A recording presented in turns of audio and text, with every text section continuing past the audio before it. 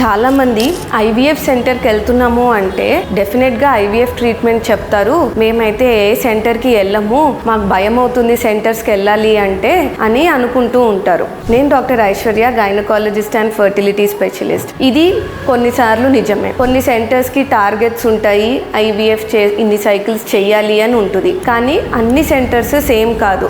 చాలా centres patient oriented treatment ఇస్తారు. ఒకసారి మీరు వెళ్ళి కలిస్తే కానీ లేడీస్కి స్కానింగ్ లేదా కొన్ని బ్లడ్ పరీక్షలు చేసి గర్భసంచి ఎలా ఉంది, ట్యూబ్స్ అనేవి ఓపెన్ ఉన్నాయా లేదా, లోపల ఎగ్ అనేది కరెక్ట్ టైంకి రిలీజ్ అవుతుందా లేదా అని కొన్ని టెస్ట్లు చేసి తెలుసుకుంటారు. సేమ్ టైం హస్బెండ్స్కి కూడా స్పర్మ్ కౌంట్ అన్నీ బాగున్నాయా అని బేసిక్గా కొన్ని blood test, thyroid hormone, prolactin hormone ఇలాంటివి చెక్ చేసి చూసుకుంటారు. So most of the time కొన్ని చిన్న చిన్న కరెక్షన్స్ తోటి చాలామంది కపుల్స్కి ఈజీగా ప్రెగ్నెన్సీ వస్తుంది.